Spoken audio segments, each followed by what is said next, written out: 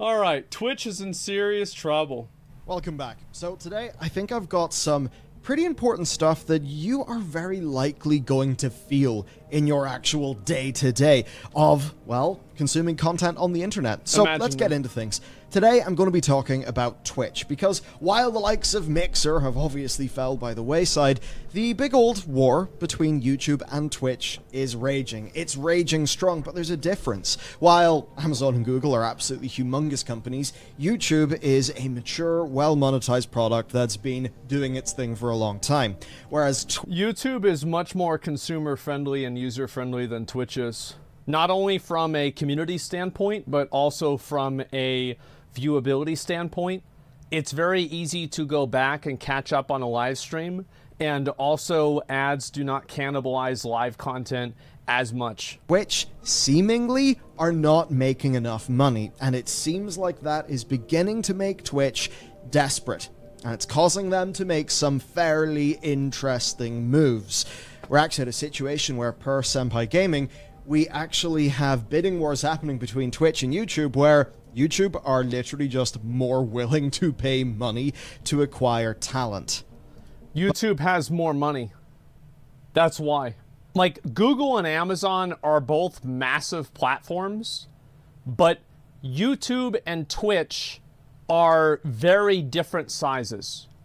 And it's like Amazon Game Studios, the guys that make New World, don't have the trillion-dollar resources that Amazon as a shipping and, you know, manufacturing and you know, like a fucking, they send you like underwear with a drone within 30 seconds of you thinking about ordering it. Those people that make the video games don't have access to the amount of resources, distribution, website, whatever you want to call it. So like, Twitch is just, I think that Devin Nash said, and it might be a little bit different now, but whenever he told me, he said for every one user on Twitch, there are 200 users on YouTube. That's a lot of fish. And so, big surprise, the people working at YouTube have got way more fucking money. Way more. But it goes beyond that. And YouTube actually used to not be profitable.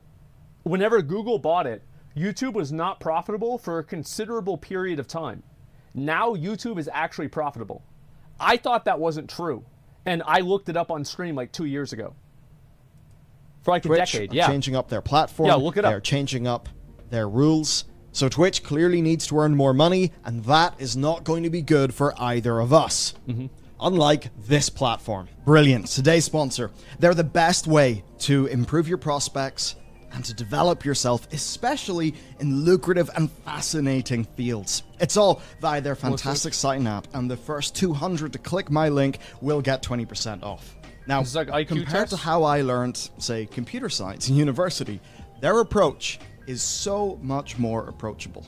It's fun, it's interactive, and after I've been playing around with AI art tools recently, I realized that Brilliant's Introduction to Neural Networks course is the ideal way to learn how it actually works. And everything is done through fun, interactive quizzes focused around interesting problems, stuff you can relate to. It is so refreshing, and I mean, I don't know about you, but I've got so many gaps in my knowledge. I think that'd be good for kids, right? Because like a lot of times it's really hard to teach kids algebra and stuff like that because it becomes theoretical. And so because people can't personalize it and conceptualize it, it's hard for them to deal and talk and maintain interest in something that's like an abstract idea versus something that has like a real world use. I feel like I've fallen off the wagon a bit, to be honest. But it's not for kids? Been too busy to develop myself, and that's something that I regret. That's my opinion. But Brilliant has got me learning things again. With their approach, you don't just sponge in facts. No, you actually have topics. Click. So, if you're thinking about your career, well, I think they're the best way to get started in high-paying fields like artificial intelligence and computer science, rather than a boring old textbook. So, I love what they do. And whether you want to learn for yourself, or perhaps spark the journey of a younger mind, you can visit brilliant.org twitch.tv/Bellular News today. And the first 200 to click my link will get 20% off their annual subscription. So, there you go. Brilliant. Honestly, awesome company on an awesome mission. Pretty good. Check them out down below. Let's get back to the news. So the most new thing that's happened that actually does tie into very concerning leaks from a short while ago is that Twitch have actually dropped the exclusivity clause of their partner contract. I saw this. I didn't talk about this. Quite interesting. Technically, that's a contract that I have violated because I'm actually a Twitch partner from many years ago, but we do our live show here on YouTube. So, funny enough, that's good for me. But what you're not allowed to do is simultaneously stream on Twitch and another web-based streaming platform. So they got rid of the exclusivity clause, and so, like, I could just go stream on YouTube whenever I was banned, theoretically. I mean, I don't really know, like, what this is gonna do. I don't think anybody's really found a way to capture that.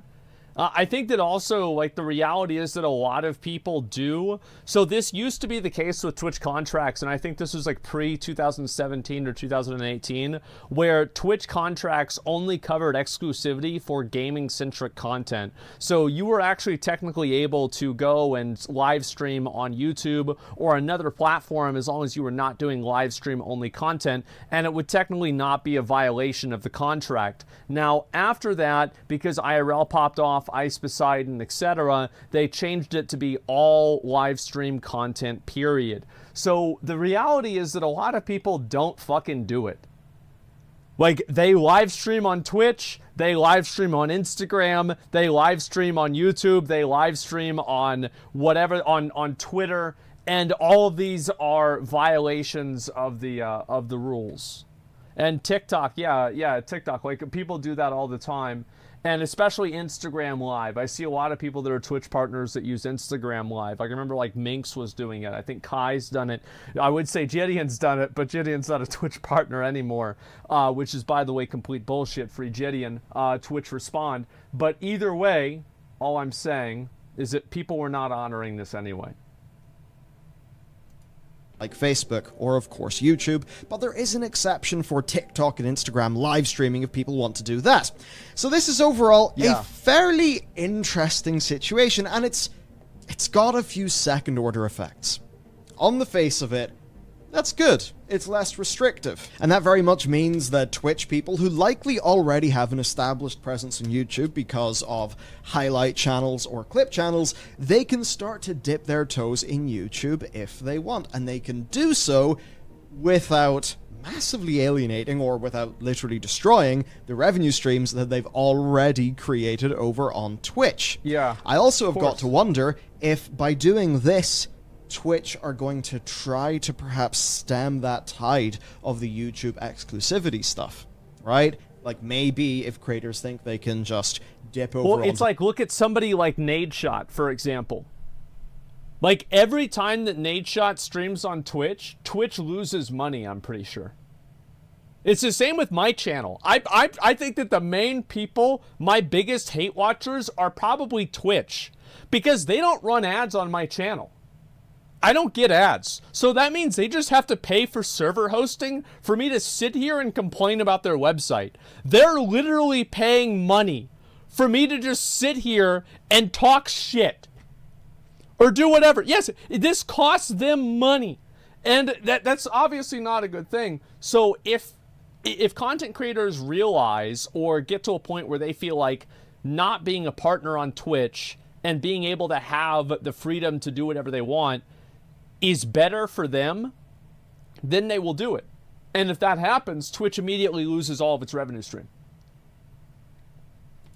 The YouTube side, maybe that could, like, dampen down that talent acquisition space for a bit. It's also the case that if people are to wander over to YouTube but still keep their Twitch, well, that means that all those subs are still going to be bringing Twitch in money. But still, overall, you obviously can't... My understanding is that Twitch makes almost no money out of 70% split subs. My understanding from somebody who told me, I'm just going to say it, is that about 24% of the money that Twitch makes from subs automatically goes into payment fees and other sort of transaction fees. That's like 24% or something like that. Maybe it's somewhere around there. And like you would know this if you've done any sort of like online business. You know, you're going to have like a transaction fee for doing that, especially if it's validated through, you know, like MasterCard or Visa or something like that. It costs money. Stream both like at the same time. Yes. So while a streamer could move over and start streaming on YouTube, insane, some days Twitch and other days, it really doesn't make that much sense. So it's a bit of a bizarre thing. What it will do, I think, is make more people feel like they can move off Twitch. And I think they've opened themselves up to something that's going to be dangerous for them in the long run here. And that is that it seems things are only going to get worse on Twitch insofar as their business goes, right? And if things I think that Twitch really needs to get rid of the idea. Like, I think that it should not be possible to run more than a minute worth of ads. Like, why is it? Like, so if 3 minutes of ads, why not let me run 20? Well, I mean, at that point, just let me run 20 minutes of ads. And then whenever that 20 minutes is over, I'll do it again. Yeah, I mean, why not? 3 minutes? Are you kidding me? How many TikToks can you watch in 3 minutes? You don't have to pay anything for that. It's insane. Like, and streamers get paid a lot of money for these ads, right? They do. I do. And so that's how I know. But like, fuck, man, it's just not it's not a good viewer experience. And I think that the moment that you start, if you are not improving the end user experience, that's where the money really comes from. That's where you grow. It doesn't really matter. Like, if there are streamers on the platform, like, yeah, there can be a bunch of big streamers on a platform, but if the platform sucks, people aren't going to use it. Look at Mixer. Look at YouTube for the longest time. So you need to have the experience be good for the end user. That's what matters more than anything. And I don't think making people watch 3 minutes of ads makes the experience better. But I think it's so lucrative, and it's also required in a lot of partner contracts, if they have custom contracts. And like, of course, I mean, the people, like, you know, these are people getting paid, you know, custom contracts pay out a tremendous amount of money, like 7 figures sometimes, right, for bigger streamers. So it's not like they're not going to run the ads. But it creates a bad experience for the viewer. And it gives YouTube, ultimately, like, what does this really come down to, right? It gives YouTube a massive competitive advantage over Twitch. They say, hey, come over here, and you don't have to watch as many ads. There's a better video player. Like, it just makes YouTube better. Going to get worse, and the barrier to switching platform has reduced. There's a high chance that's going to erode Twitch's streamer base, or make new people think that they can just start streaming on YouTube, and that is going to be a better place to do it. And one of the reasons why this is all quite scary for some people is the leaks. So these leaks came out. They're very interesting, and one part of what was leaked was no more exclusivity. The other parts are a new tier system, the tier 7 fans are coming. Oh my god, the tier 3 meme is going to go away because now we're going to go all the way up to tier 5. What is Wrath of the Lich King coming out? Or is it only going to be Burning Crusade? Please, let's go all the way up to tier 10. That'll be great. Yeah, let's try to maximally capitalize on... in my opinion, I think that tier 3 is more than enough. Tier 3 is more than enough.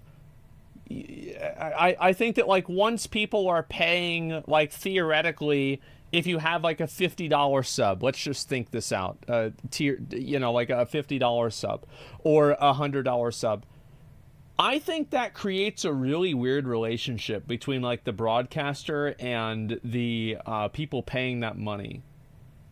I find that to be... That's a weird situation waiting to happen. Am I crazy? Like, I feel like that's a weird situation for the people doing it. It's weird for... It's like if you gift subs, like, I feel like it's different because it's like a one-time thing. But this is like a recurring payment structure. I think it's too much. new revenue split and incentives for more ads. Now, again, they pay out the ass for ads. Ads, you make great money with ads on Twitch. That's why everybody runs them.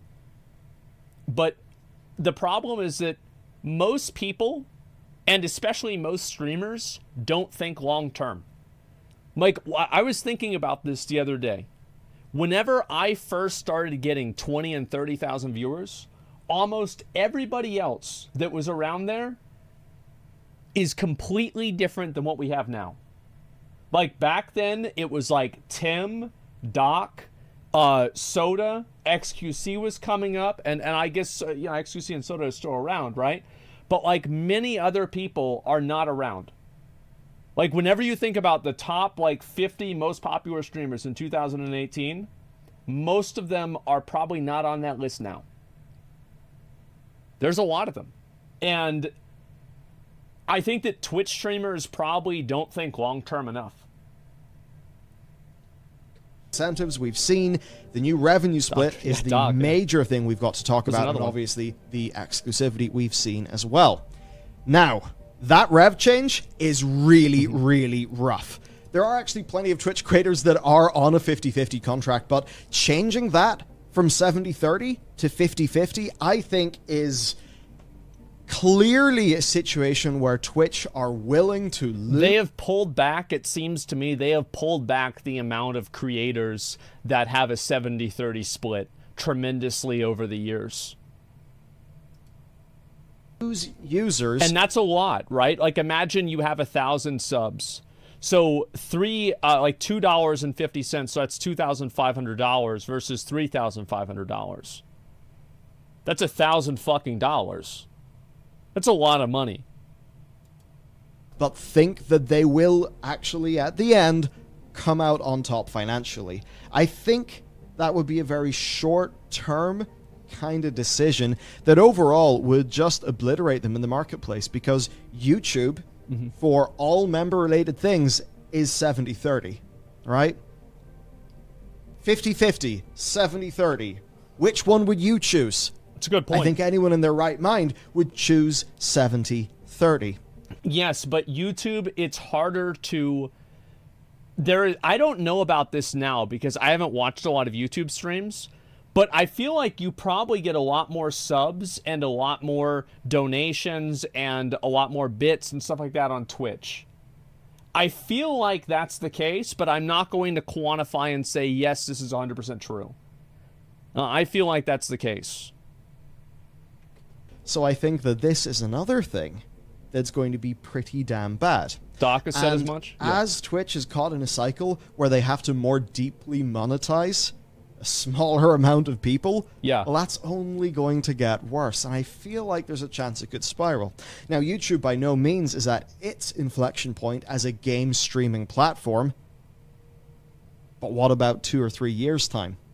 I mean, YouTube certainly has significantly less stream-related drama than Twitch does. And to dive a little bit more deeply into this, we've got to talk about how much streamers earn. So this is posted by Zach Busey, who works just a hell of a lot of what he does is within the streamer space. We've watched his the stuff first half before. of 2022 had 15 million channels go live at least once. 11.1% were affiliates. Only 0.03% were partners. I wish that if he was doing this research, that he would have a certain control for, like, because there are a lot of bot accounts and stuff like that and different weird stuff.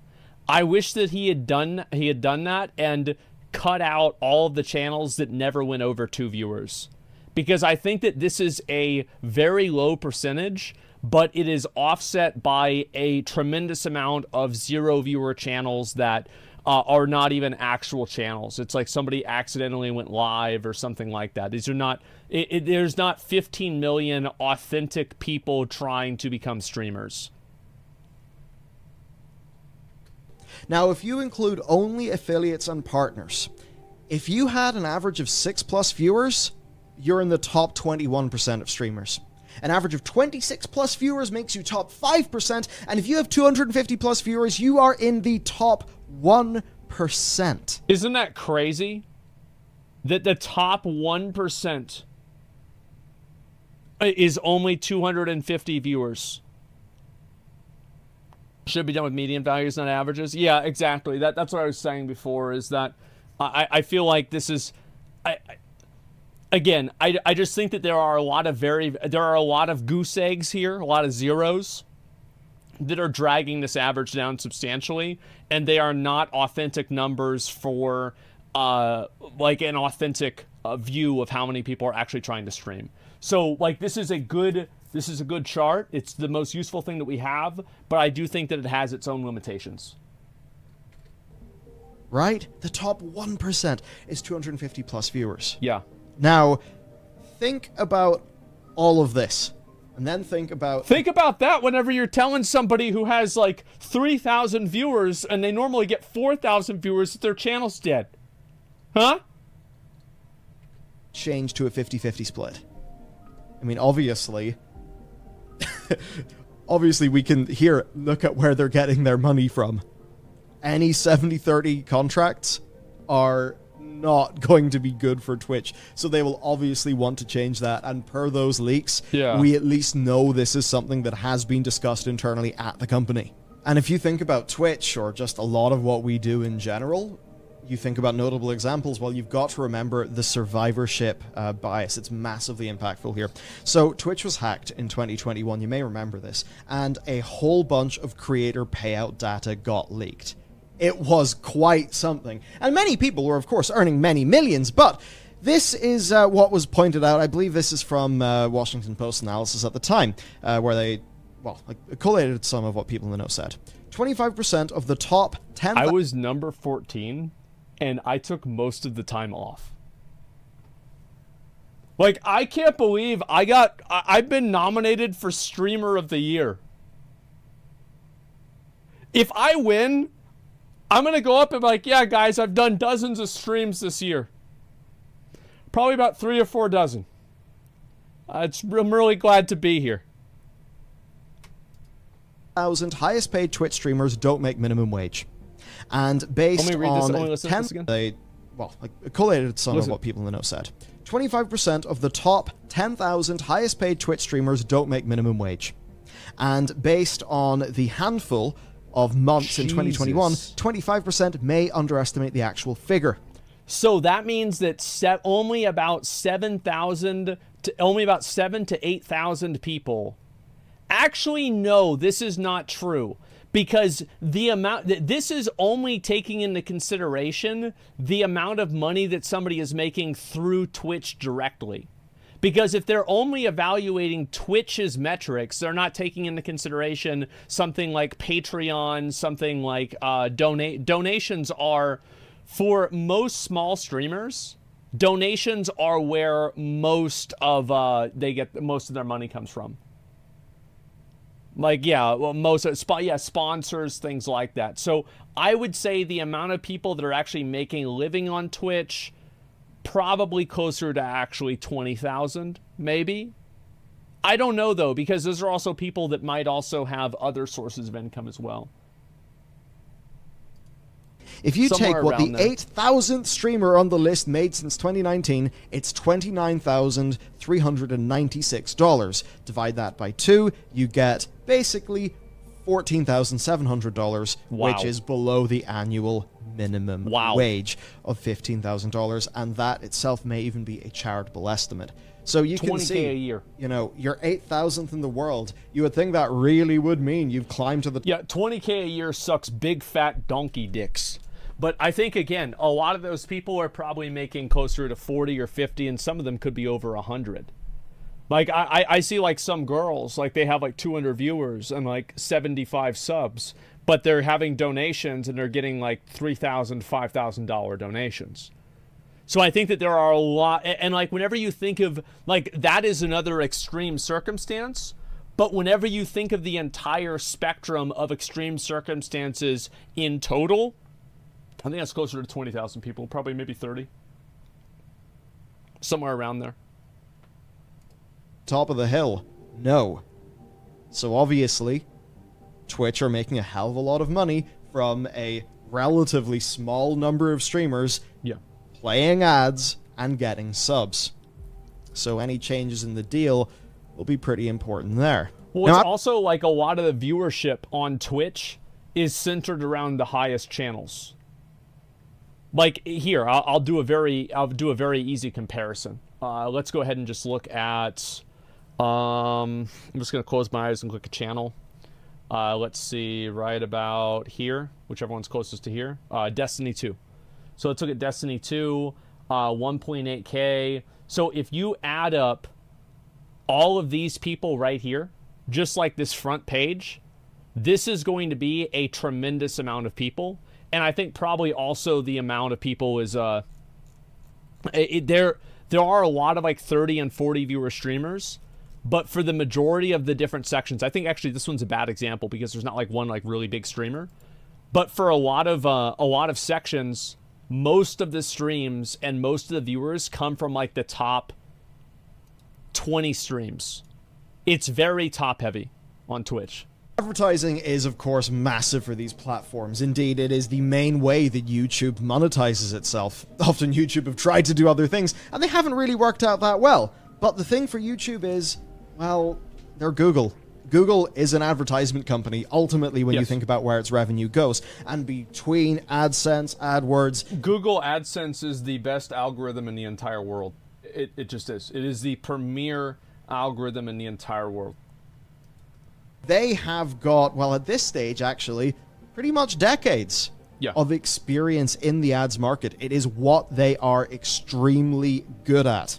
Ads are massive for Twitch. And if you're a viewer of Twitch streams like me, you probably get frustrated at ads all the time. Yes. Well, now it's time to talk about the new ad system that Twitch have implemented. So they announced they're moving to a 55% split for ads, which is actually on par with YouTube in terms of what they pay us for adverts. But the thing is, they've implemented this in a peculiar way as basically a cash reward for almost doing a bounty. They're overtly withholding creator money, basically saying, jump through our hoops, bitch. That's essentially what they're doing. What they're doing also is they're creating a expectation. They're creating a culture around running ads. Because whenever only one person runs ads, it's very hard to say, it's very easy to say, fuck that guy. But whenever everybody is running ads, there's nowhere else you can go. So if you create a culture where running 3 minutes of ads an hour is normalized, then many more people would be willing to do it. So there's a larger, there's a larger goal with this in mind. Right? So, just so you're aware, on YouTube, if I publish a video or do a live stream, YouTube will give the, my cut of the amount of money that has been generated from my video. I get 55%, they get 45%. No matter what, that's how it works. No ifs, no ands, no buts, no asterisks. On Twitch, though, it's very different. And on Twitch, I think I may be realizing one of the ways that they are trying to offer exclusivity Changing the maybe culture. Make people feel a bit safer. Yeah, but trying to implement systems that tie people down. So this is the ad. It's like a battle pass. Bro, they're putting a battle pass on Twitch. Am I wrong? Holy fuck. Incentive program, right?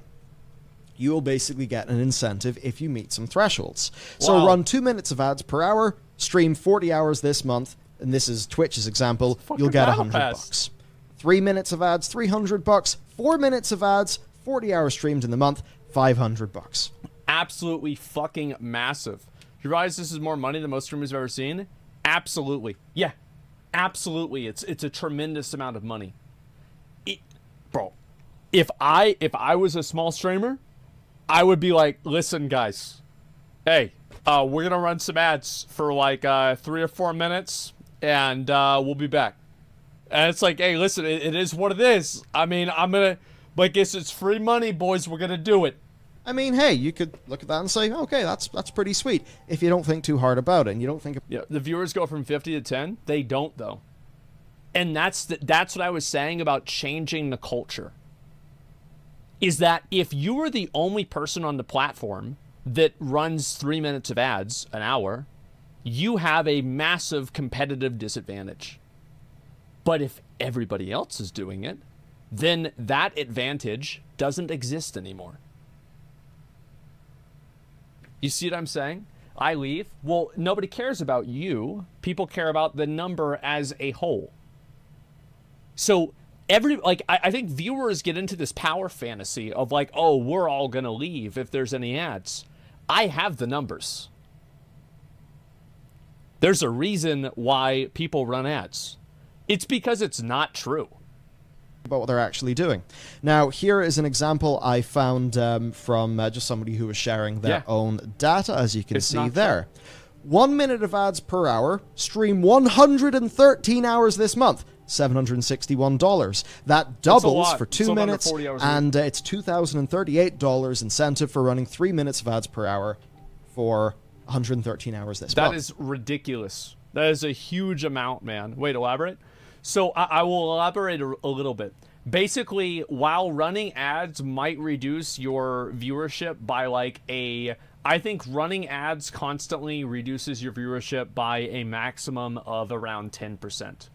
And oftentimes it's something less than that, because one other factor is that running ads removes pre-rolls, and pre-rolls, completely wrong. No. See, this isn't an opinion. This is data. Like, this is not my opinion about this. I didn't just randomly come up with this number. There's a reason why I was number 14 on the earnings report for Twitch, okay? I fucking know what I'm talking about. So listen, yes, there are a lot of people that might leave, but there are also a lot of people who bounce off a stream at the moment that they see an ad. So if you take away pre-rolls, whenever you like balance that out between people leaving because there's an ad and people leaving as soon as they see an ad whenever they open the stream, and you remove that, it pretty much balances itself out. And whenever it doesn't, it's no more than 10%. You see what I'm saying? The only time I leave is whenever the high ad volume compared to the stream. Yeah, but a lot of people don't do that. Like, I understand that people think this, but I've run ads. Like, so for example, look, I'll show you guys. So this is my, that's what we're watching, right? This is what we're watching. And so right next to it, this is my button. And right there on my main channel is like the button to run ads. It's like right there. You guys can see that? I can click on this. I have accidentally clicked the ad button before. I don't do it on purpose. I don't run ads during my stream. I just don't do that. I can't run ads on this channel. Like, there's no, it says edit stream, clip that, raid channel, manage goals. There's no ads. I can't run an ad. So I've accidentally clicked the button. It never lowered my viewership. Yeah, it never lowered my viewership. So there you go. And I would, yeah, oh really? No, yes, really. Like, Twitch would not push that many ads if it was actually hurting them that much. You understand? They would not do it. Because it adds to the toilet break? Yeah, exactly. And what would you recommend? 130 minutes per hour? I have no idea. It makes more of a difference for small streamers. I think you could make an inverse argument for that. I think it really depends on a person. But what I'm saying is that from my experience, from what I have seen from my own personal data, from what I have observed from other people's data, from what other people have shown me from their data, everything has reflected that running and spamming ads only reduces viewership by a maximum of about 10%. And doing it sparingly with like only 3 minutes an hour, it doesn't really have any impact at all. And this is what the data shows. This isn't like my opinion on the topic. This is not, you know, something that I think or believe. This is what the data represents. Now, 113 hours is quite a lot. And that's bullshit. I know people are mad that I'm saying this. And they're mad because it makes them realize that they don't have any fucking power. They think that if they leave, everybody else is going to leave, and then they're the only one that left. Doesn't it suck whenever the numbers disagree with your opinion? Doesn't it fucking suck? I've had it happen to me too. Yeah, it fucking sucks, man. It's like you can feel so strongly about something and the numbers just don't fucking reflect your opinion. If you are going to try to actually do a really interesting, engaging stream, you're going to have time out doing research, time out even working on your stream, like literally working on your stream. I have that a lot, actually. Like before my stream, I look up ahead of time what YouTube videos I'm going to watch. Make it better for your viewers. Maybe some sponsor stuff, some business. You got to handle your tax. You've got to do all the other things. Believe me, I thought it would basically be easy, be paid to play video games before I got stuck into this whole shindig. Let me tell you, it ain't that easy. But what's really bad here, let's just say this individual did run 3 minutes of ads. It's easy to play video games. It's hard to actually be entertaining at the same time. That's where the real challenge is. Anybody can turn on a camera and turn on a stream, but it's making the stream entertaining. Getting people to actually show up is the problem. That's the hard part. Per hour for 113 hours. Well, if they did that for less, then, you know, less hours. I wish I could see what this person's incentive. viewership was. But the thing is, that incentive is the 55. Am I wrong, though, about it being like a battle pass? That's so fucking funny to me. Oh my god. 45 split. That incentive is money that they have earned. And Twitch is saying, unless you jump through this hoop, we're not going to give you this cut of the revenue that you have generated. That would be like YouTube saying, hey, we want you to generate maybe 200,000 watch hours this month. And if you do, we will give you this amount of money.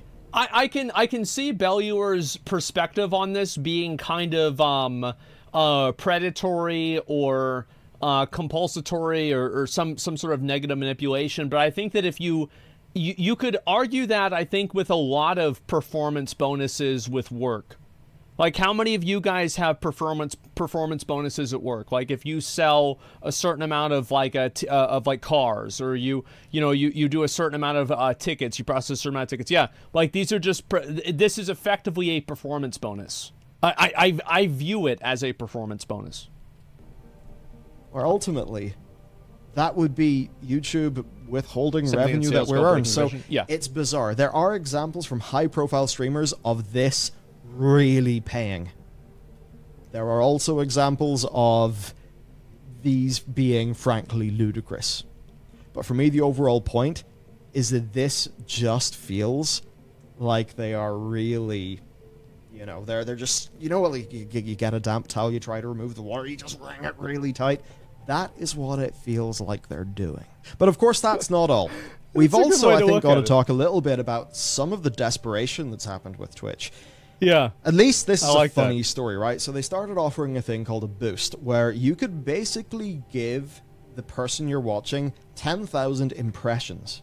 That would basically just mean, this didn't happen, throw us some money, and we will give this person a little sponsored spot or a featured spot on a more visible area of Twitch, and that maybe will generate some viewership for them. Yeah, this never went anywhere. They were basically saying, hey, we have a discoverability problem, and we are going to try to sell you the solution. Yeah, exactly. Again, this is like, I like how Bellular, you've already been making this video for 5 years. All you had to do is change Blizzard to Twitch, and you've got a new video.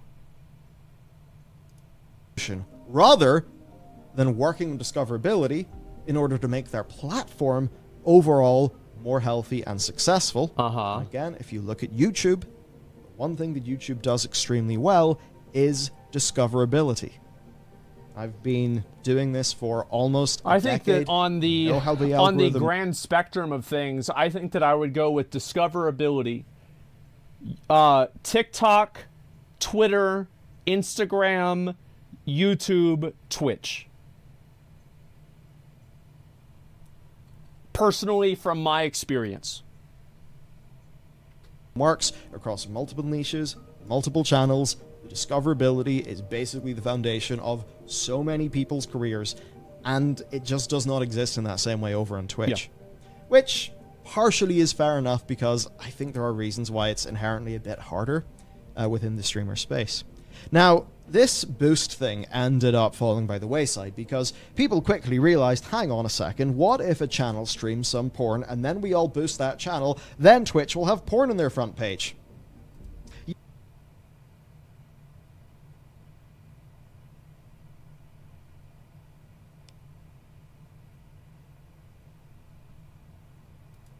Yeah, that happened. It was pretty damn hilarious, and Twitch stopped the program. But then they did launch another experiment called Boost Trains. Basically just, it's like a new sub-train thing that will give enhanced visibility. I think it's significantly better, but again, it is Twitch trying to monetize some of the discoverability issue. And I'll cover the number later, but about 70% of discoverability is from sources external to Twitch. Suffice to say... My best advice... Somebody's like, how should I get started streaming on Twitch? I'm like, all right, go to YouTube. But wait, I want to be on Twitch. I'm like, yeah, I know, go to YouTube. On YouTube, it is not like that whatsoever. The next thing, then... Well, the reason why is because Twitch is a zero-sum environment. If you are watching me right now, you're probably not watching somebody else. Whereas on YouTube, whenever I finish this video, I'm going to watch another video after that. So if two streams are on at the same time, they will pull viewership from each other in a way that YouTube videos do not do.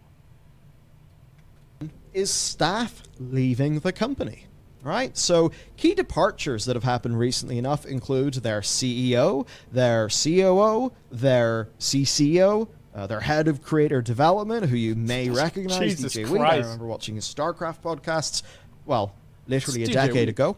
And this is what he said afterward. We went down the Silicon Valley route, hiring from Facebook, from Twitter. Many new employees had little understanding of gaming or live streaming and were unwilling to learn what this community was, why it was special. I can really respect DJ Weed, because whenever, remember those fucking changes came out and about the hot tub stuff, and he went on his stream and argued with the community about it for an entire week. This guy understood Twitch. Yeah, he understood it. Now, whether he was wrong or right doesn't matter, but he was willing to get down in the trenches and fight for it. Customer was the content It was funny. creator. Yeah, it was great. If you're not passionate about the product, you're not really looking at it from the customer's lens. Exactly, yeah. And so you don't have the same level of empathy. That's what somebody else said. And that, I think, overall encapsulates a lot of what has really frustrated Twitch creators, where they feel like they're not being taken seriously. They feel... It's like whenever Saikuno, they spelled his name wrong in the emails. Like, the person at Twitch didn't even really know who he was. They spelled his name wrong. Sakuno, yes, Sakuno. More of a pinch from Twitch. And I think it's becoming obvious to a lot of people.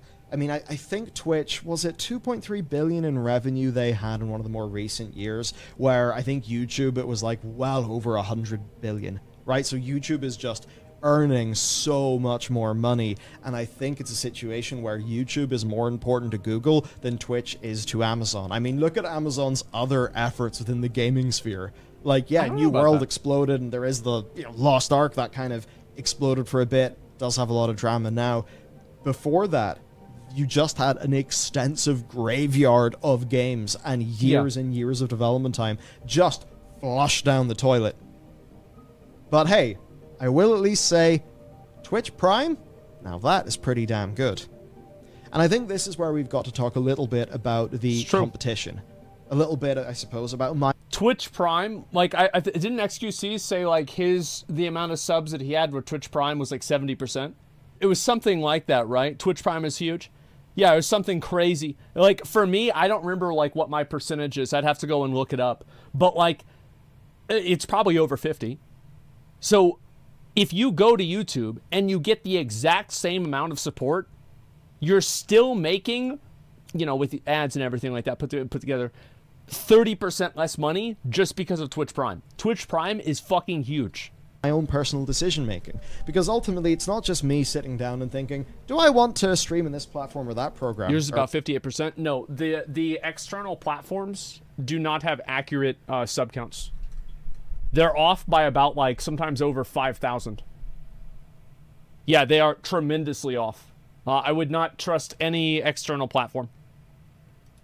For that platform. Right? Like, we have employees. I have to sit down and I have to think, what's the best overall thing so that I'm being responsible in leading this team of people? So, the big streaming war. The first one. I think it's obvious that Twitch is not making enough money for its parent company. And that directionally... I have a feeling that there will never be a time where they are making enough money for Jeff Bezos. Seems to mean that things can only go one way for creators and viewers, and that way is worse. I would expect more advertisements. As an example, look at the ads that, like, literally this incentive program. For a lot of people, like 3 minutes of ads an hour feels pretty big. The thing is, though, this is based on past behavior, right? So here's another one. 2 minutes, 3 minutes, 4 minutes. I have seen creators show their version of this where it's even more minutes of ads per hour. I believe I've seen, it was either 6 or 8. I mean, 8 minutes? Wow. I don't think they sent me this email. Let me see if they did. I'll tell you guys what my numbers are. I didn't get one. Yeah, I didn't get one, guys. Just, can you fucking believe that? Can you fucking believe it? Wow. I don't get my battle pass. And it's not actually... It's even worse than you think it is. Because this isn't creator-ran ads where the creator hits a button, right? Maybe they say, okay, I'm going to go get a cup of tea. I'll hit the ad button. Thanks for your support. I'll be back in a minute. No. This is only for auto-played ads. And the other thing... Wait, what? Auto-played ads? Are you fucking kidding me? Why would you want auto-played ads? Who is that good for? Also, like, that's stupid for Twitch. Because what if somebody just barely is under the amount of ad density and you can pocket all the extra money? If you autoplay the ads, you guarantee that you're going to have to pay them out.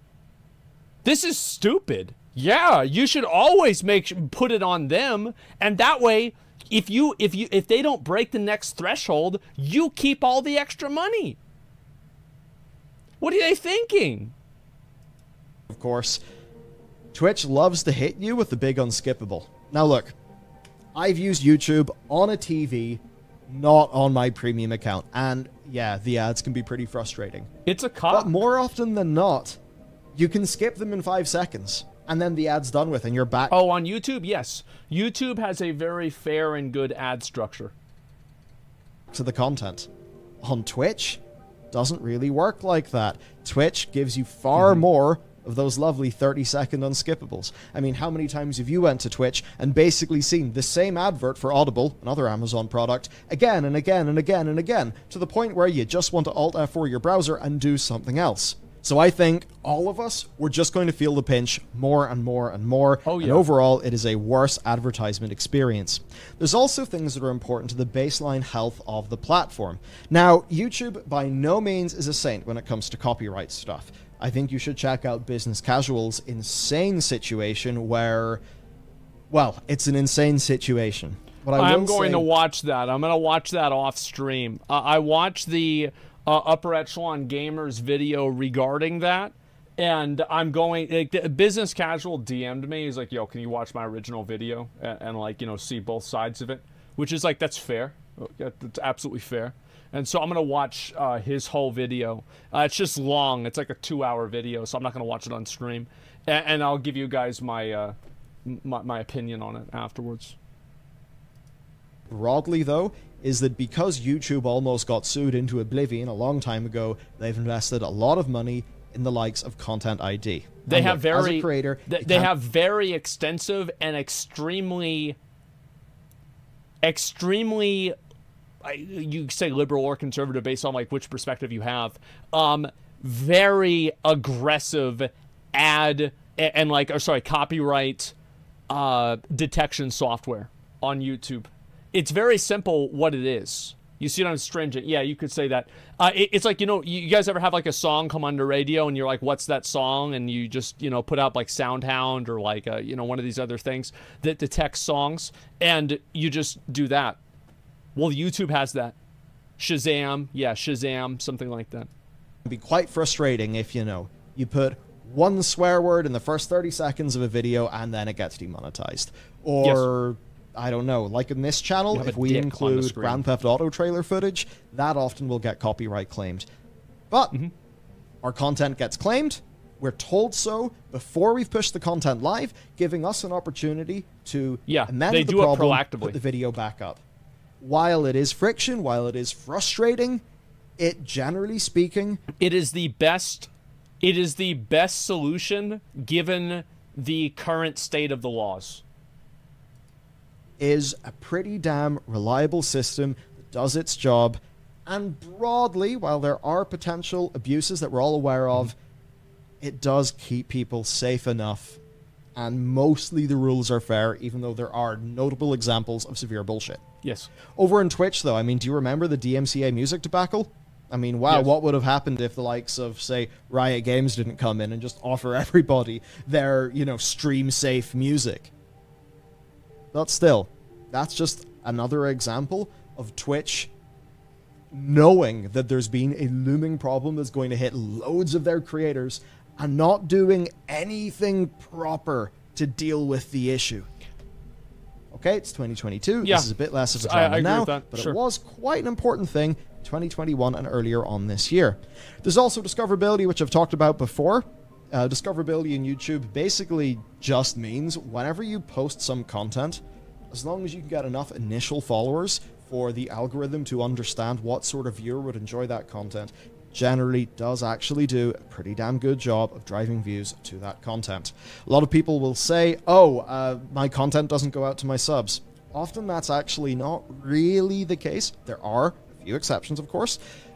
Guys, I think I'm shadow banned. Bro, you're not shadow banned. Your content sucks.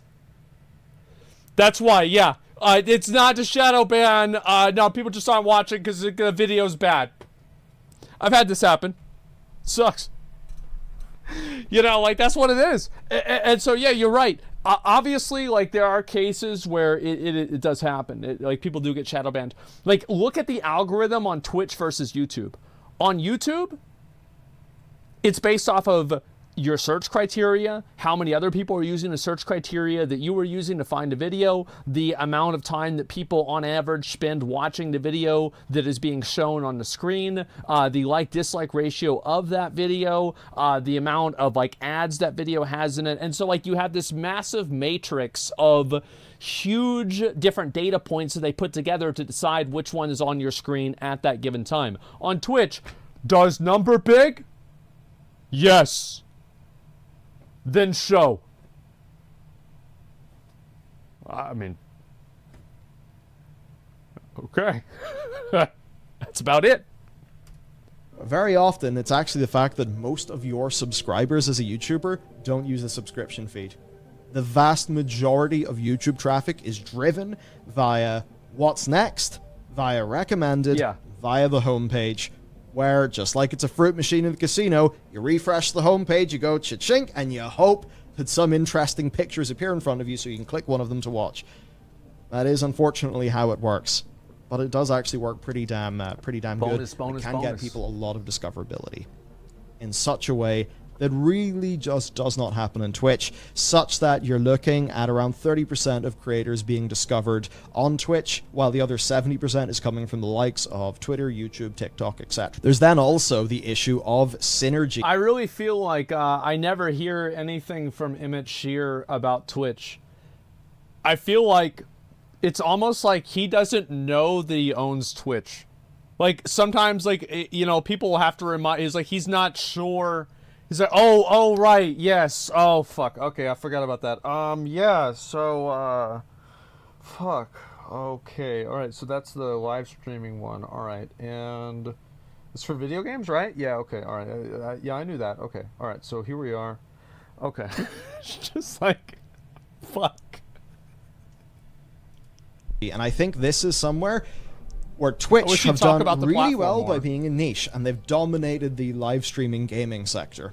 But now that we've got the likes of Tim the Tatman, we've got Dr. Disrespect, and a lot of other major names, Ludwig, of course, one thing that many are beginning to see is the power of synergy. Here's a really good it's also like the other big thing is like I wouldn't even use any of them as an example. The best example that I would show of the power of YouTube streaming is speed. Because speed is not somebody like, for example, like Twitch, or sorry, Tim grew his audience on Twitch and YouTube, primarily on Twitch. Doc grew his audience primarily on YouTube, or sorry, on Twitch. And then also like maybe a little bit on Twitter and also on YouTube too, but Twitch was a huge factor. Ludwig also came up on YouTube and Twitch kind of at the same time, but a lot of that was on Twitch, like with the subathon, etc. A lot of his content was from his live streams too. And he would even do that on purpose. But Speed came up, I mean, he got banned on Twitch, right? But before that, he came up pretty much on YouTube. Just on YouTube. And I think that is a success story that has shown the power of YouTube streaming much more so than Doc, Tim, or even Ludwig. Example, via YouTube memberships, you can essentially run what most people would consider to be a Patreon. You can run that on YouTube. Now, you do have to take the 70-30 split, which to some people will sting, but that will allow you to do early access content, you know, audience polls, just lots of different audience rewards.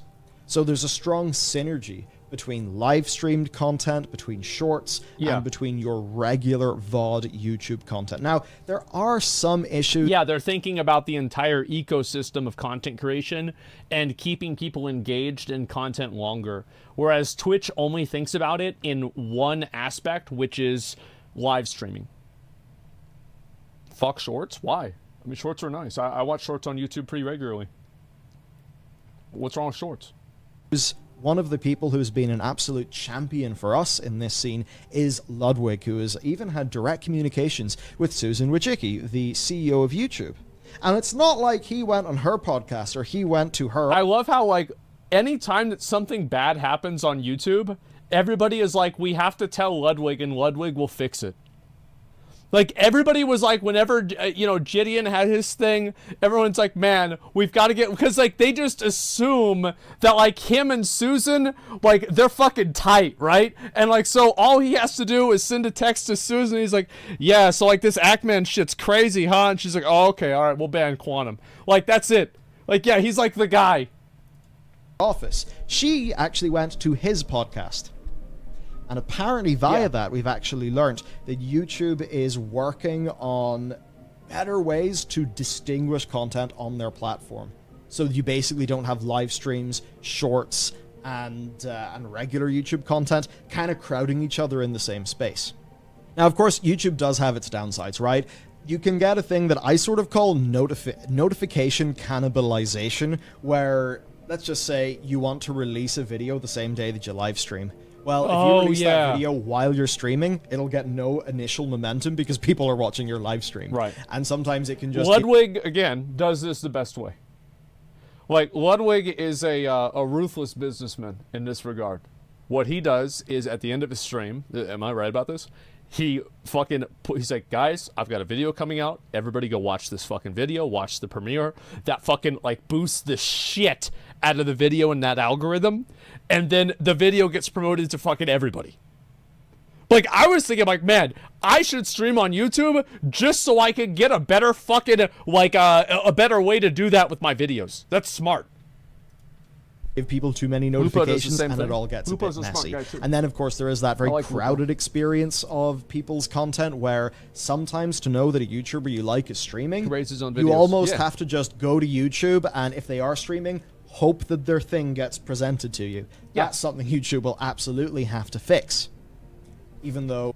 My opinion is that I think the entire content creator page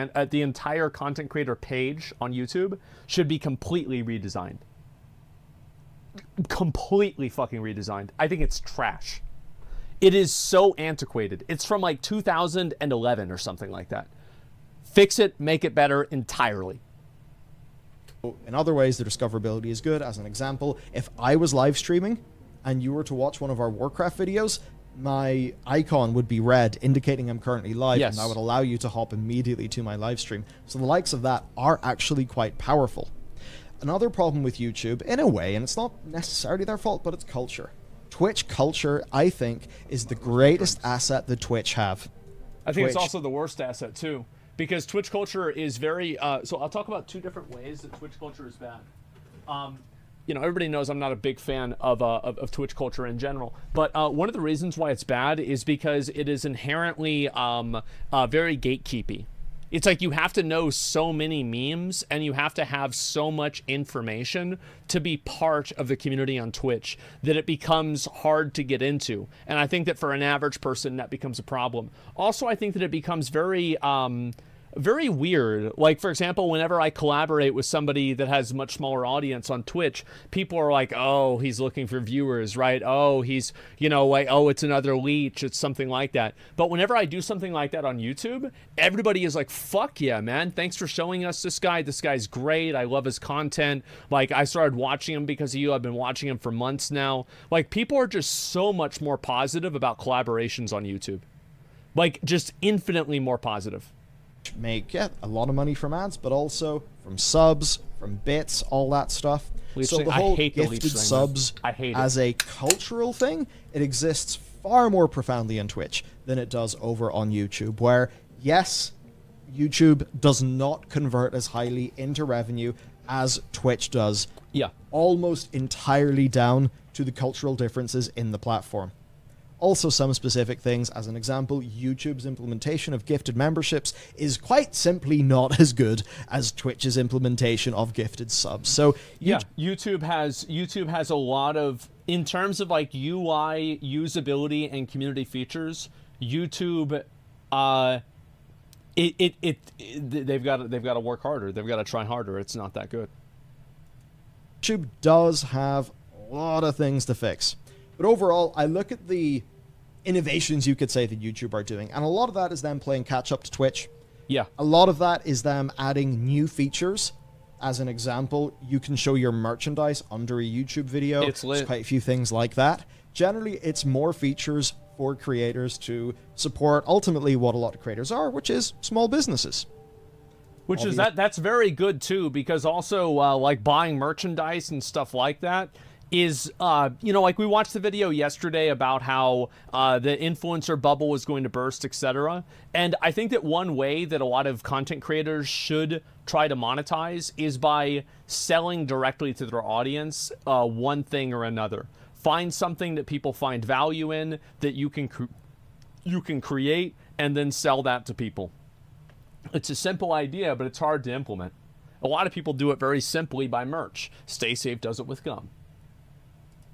Most of that stuff is good for YouTube as well, right? They'll make their cut. But I think it's becoming obvious that YouTube is a more mature and figured out product that basically has its revenue model sorted. Well, YouTube has the problem of making a better UI. Twitch has the problem of getting of fucking the amount of money and user base that YouTube has. It's like, yeah, YouTube has everything else.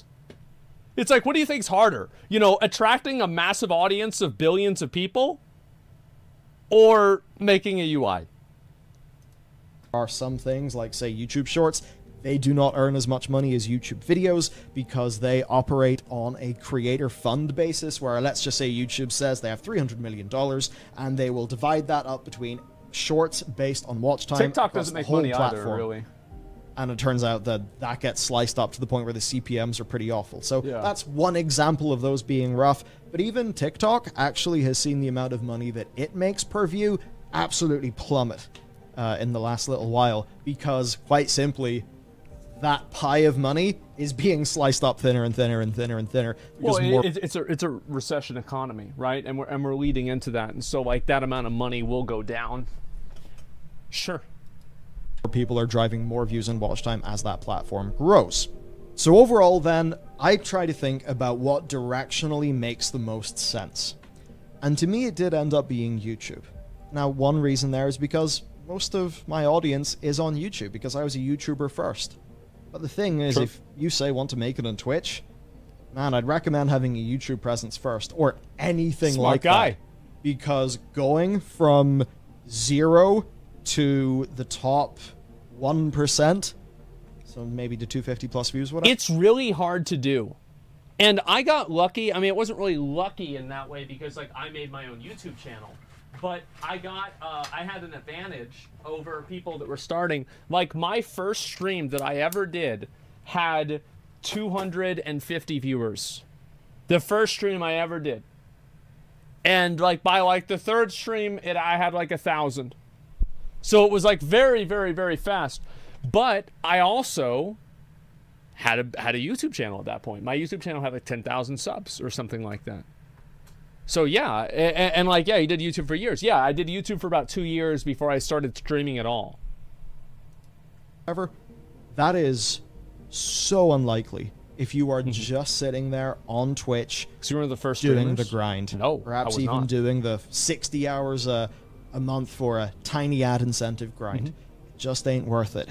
Gotta think about other ways to grow yourself and get yourself known faster. Basically, it's the snowball rolling down the hill metaphor. You need to build enough of a snowball to then roll down, if you know what I mean. Yes. It's very good advice. Overall then, if I was to sort of end this with a bit of a thesis on things, Twitch has an obvious problem, YouTube has obvious problems. YouTube absolutely must give a premium membership, right? So if somebody has YouTube Premium, they should get a free membership each month, just like Twitch Prime. Yeah. They should definitely do that. I think that's harder to do. Because like YouTube Premium costs less money, and also it's not, there are less things that you get out of YouTube Premium. Like Twitch Prime and Amazon Prime provides like such a tremendous amount of benefits that people have, where YouTube does not have that. So it's very hard for YouTube to compete against Twitch Prime unless they go into the red. Well, unless they lose money. YouTube Premium could also give people maybe perks and games, like Amazon's Prime Gaming does. I think that would also be a good way for them to compete on that basis. All right? As for Twitch,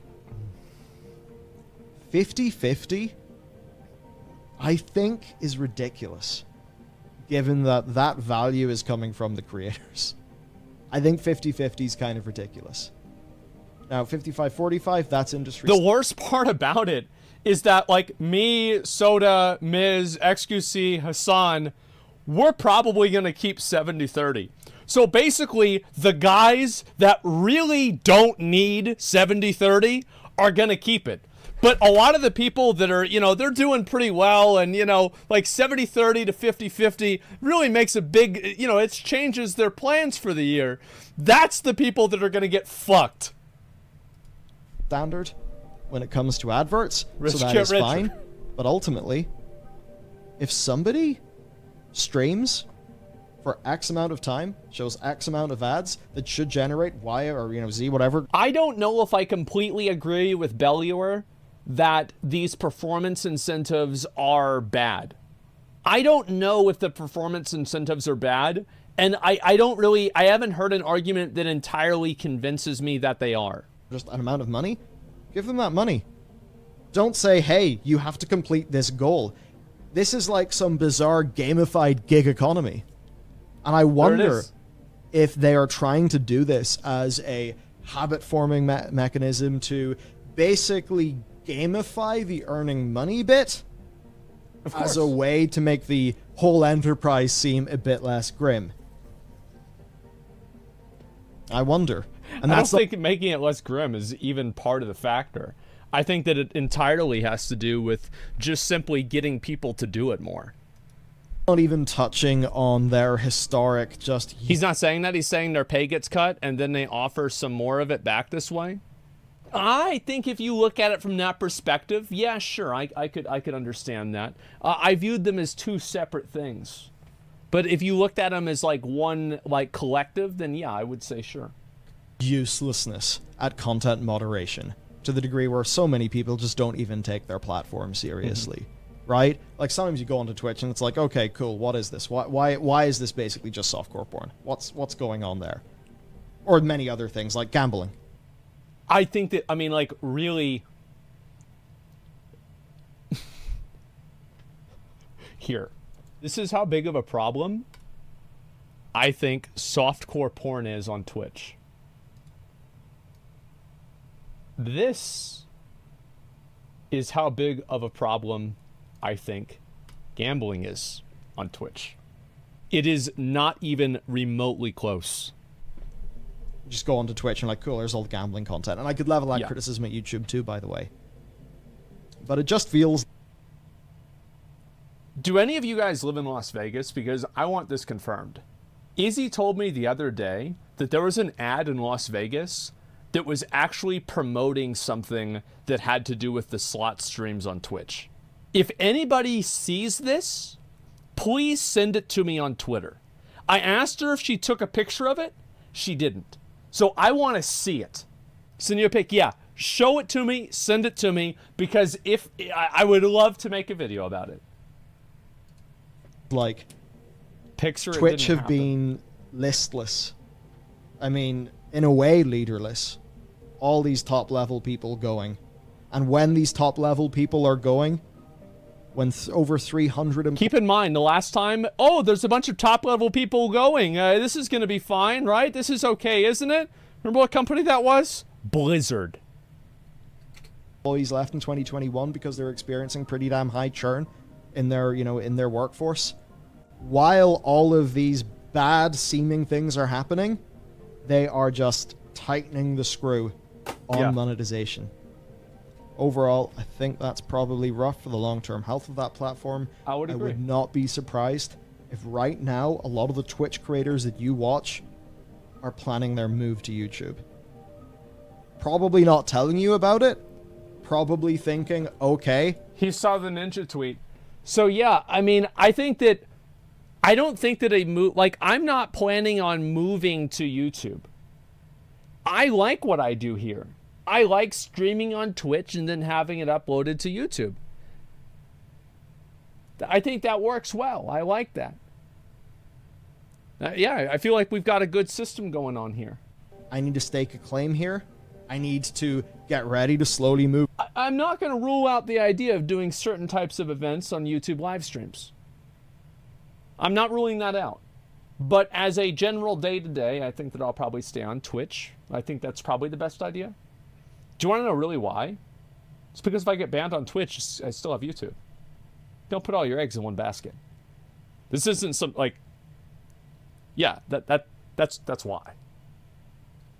Over in 2 or 3 years, in case there are more blunders, in case that 50-50 split goes, they're going to be thinking, okay, 50-50 sub-split, that's not good. Should I just tell my audience to donate to me in Streamlabs instead? Or to donate to my Patreon instead? A lot of people already do this. I don't know. But all of these things are risk factors for Twitch.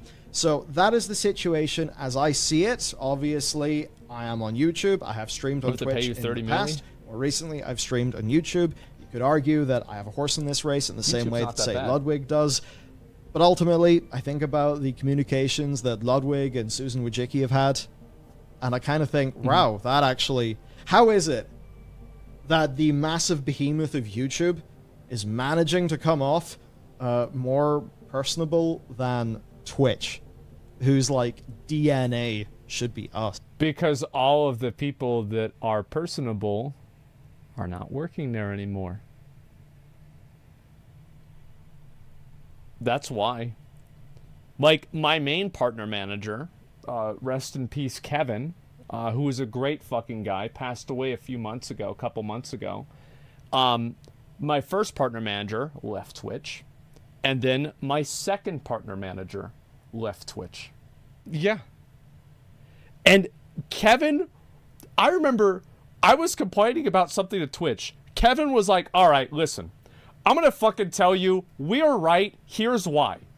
And he explained it to me, and I'm like, okay. So don't tell anybody, but that's why. I'm like, okay, yeah, sure. Yeah, Kevin was great. I don't know. Yeah, all of my partner managers, to be honest with you guys, I've had, like, every partner manager I've had has been great.